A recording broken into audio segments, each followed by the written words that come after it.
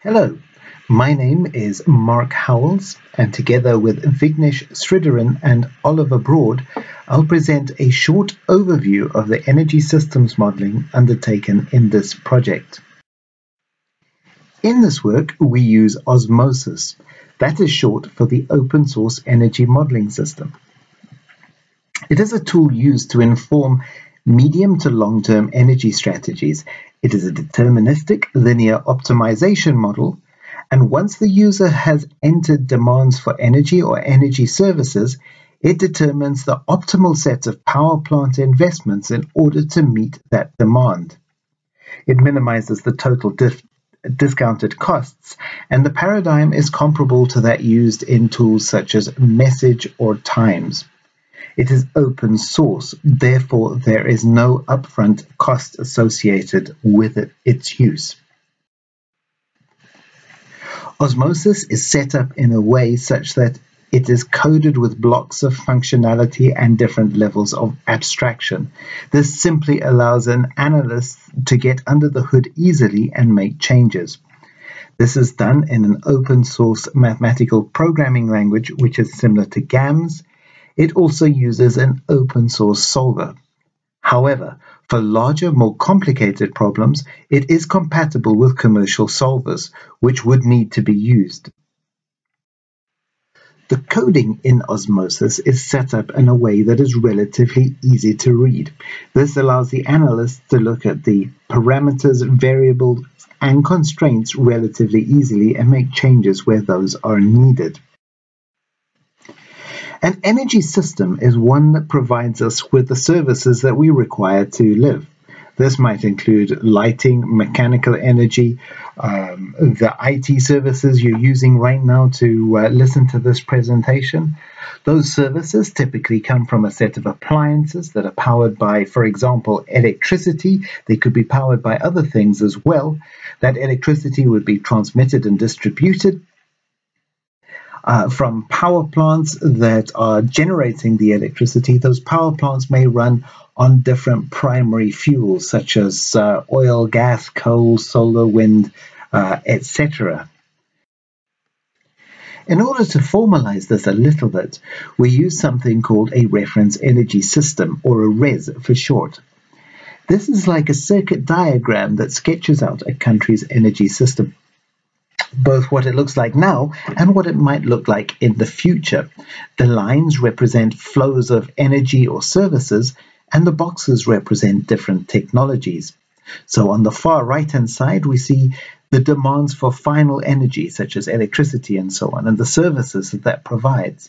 That electricity might be distributed or supplied directly by solar power plants in this particular picture. The distributed electricity is either provided from mini-grids or through a large transmission system which is linked to various power plants. Those power plants may be fossil-fueled power plants, such as coal, natural gas, diesel, HFO, etc. They might be nuclear power plants. They may be renewable energies as well. Those could include, for example, large wind, large hydropower plants, geothermal, PV, and others. Now, each of those power plants requires fuel of sorts.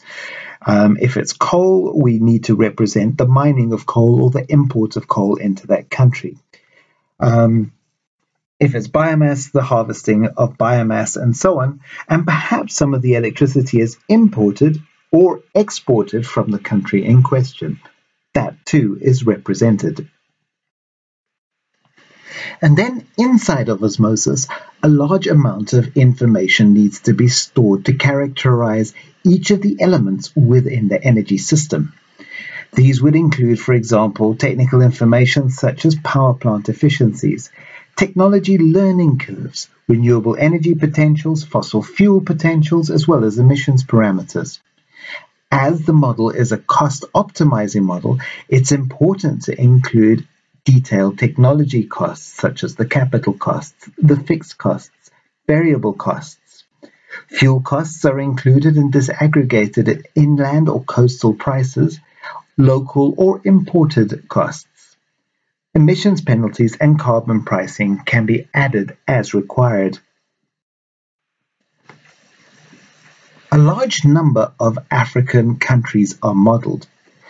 These countries are modelled individually, but then aggregated into power pools, and the power pools optimized one power pool at a time. The power pools that we model are the West, Central, East, and Southern African power pools. Once the country and power pool models are calibrated, 3 different sets of scenarios are run. These include the historic base runs. They include perfect foresight runs, and they include no adaptation runs. In the historic base runs, futures are simulated that include hydropower outlooks that are consistent with historical data. In order to represent this in OSMOSYS, we take the reference energy system and add to it. In order to do so, we characterize the water availability for the large hydropower plants and mini hydropower plants that are either in operation or may be in operation in each of the country's energy systems. The characterization is done in terms of capacity factors. Those capacity factors at a monthly level are determined by detailed water modeling undertaken using the WEEP water model. Inside of OSMOSYS, we use the parameter capacity factor, which limits the total activity of each of the hydropower plants, which is determined by that capacity factor multiplied by the annual capacity available for each one of those power plants. This is an example of some data that may be used for a hypothetical power plant in Mozambique. It indicates in months such from January to April relatively high water availabilities. That becomes lower from May through to September, and then as the rain starts to fall, it becomes higher again. This may be an example of historical expectations. It may be an average of historical data projected into the future. When we use actual projections of historical data for all of the hydropower plants, both existing and candidate hydropower plants in Mozambique, we get the following results. In the vertical axis of this graph, we have the generation of electricity in the Mozambican system using a historic future climate. We see a large amount of generation from hydropower, that is indicated by blue, and growing generation from coal. The pink bars at the bottom of the graph indicate that a lot of that electricity which is generated for export. Now we know that the climate is changing. Perhaps it will be the same as the historic climate, but perhaps it will be different. Therefore, after considering a number of future climates, a representative dry and a representative wet climate are modeled. That is, for each of the power plants, each of the hydropower plants in each country, in each power pool, capacity factors are altered. Those capacity factors are determined from detailed WEEP models of the same for each of those climates. OSMOSYS is then run in a way such that it determines the cost-optimal set of hydro and other power plant investments given these capacity factor constraints. In other words, it does its run with perfect foresight, knowing precisely what the climate would do into the future. Therefore, it adapts perfectly. This gives us insight into what the best adaptation strategy would be if we had all of the information available to us. Those model runs, incidentally, produce a number of pieces of information, including electricity prices, which are then fed into another optimizing tool, the WEEP MATLAB tool. Recall, this was the data that we used to represent a capacity factor, a hypothetical capacity factor for a hypothetical power plant in Mozambique. That may become a lot drier over time, or it may become more volatile. Again, inside of the tool, we constrain the large and the mini hydropower plants for each country. In this slide, we show the percent share of electricity generation for the country of Mozambique for a dry climate at the top versus a wet climate at the bottom. What we see is that the generation of hydroelectricity in the dry climate decreases over time substantially. That is substituted by an increase in generation from fossil fuel plants. In the wet climate, we see far more hydropower generation throughout the entire model period. The light green line that you can see in each one of the graphs indicates the electricity price. And in a wetter climate, as we would expect, we can take advantage of relatively inexpensive large hydropower plants generating large quantities of electricity, and therefore the price is lower than in the dry scenario at the top. However, power pools and countries may not adapt to a changing climate. To capture the extreme case of this, we develop model runs where we take the investment and operating profile of each of the power pools under a historic climate, but then change the electricity generation from the hydropower plants according to the water availability that evolves under the wet or the dry climates. The only power plants that may be operated to meet the shortfalls are emergency oil-fired power plants, which are invested in over a relatively short period of time and can be operated fast. This comes at high economic cost. In order to do this in OSMOSYS, we take advantage of maximum capacity constraints as well as maximum activity constraints.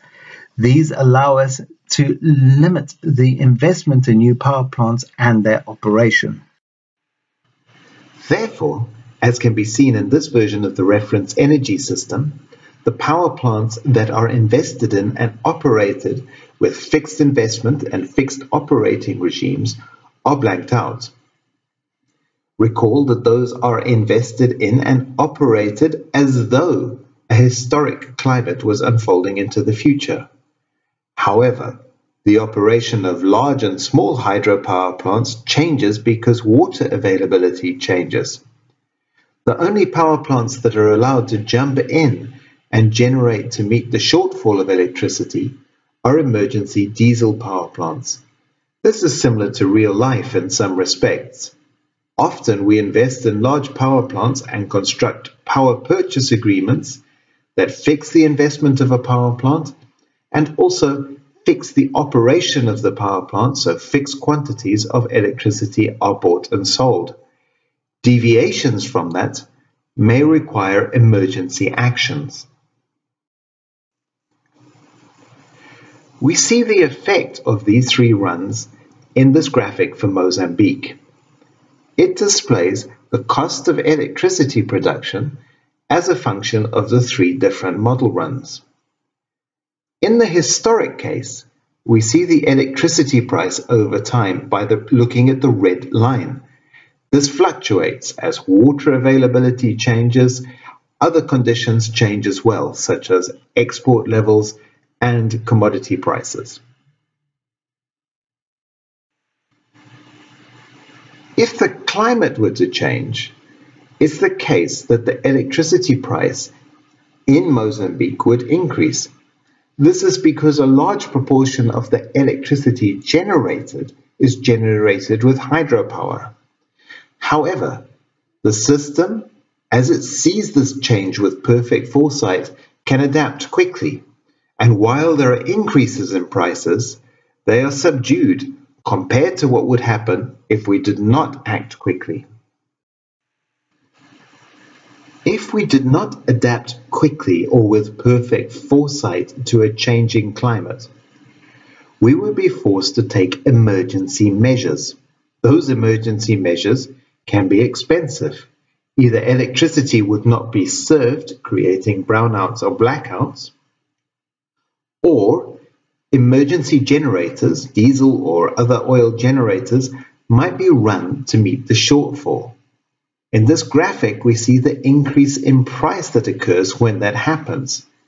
It may be twice as much as with a perfect foresight run, and 4 times as much as what the historic climate might lead us to believe future prices may look like. To summarize, using these techniques, we can develop a picture of the future based on a historic climate, a picture of the future based on perfect foresight, how we would adapt quickly to a changing climate, and what the impacts would be if we were to make our investments thinking that history would repeat itself, but we were not able to adapt in time.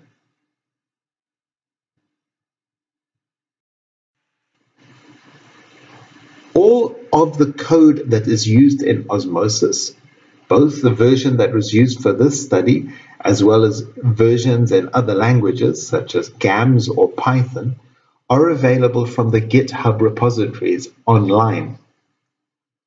It is also the case that you'll find instructions for running these with different models as well as different solvers. Please do feel free to go online and explore that site. There is also a community that you can join to ask for help if you get stuck with any of these, or if you would like to make new contributions to either the code or new models and so on. With that, I would like to thank you very much for your time. On behalf of myself, Mark Howells, Vignesh Sridharan, and Oliver Broad.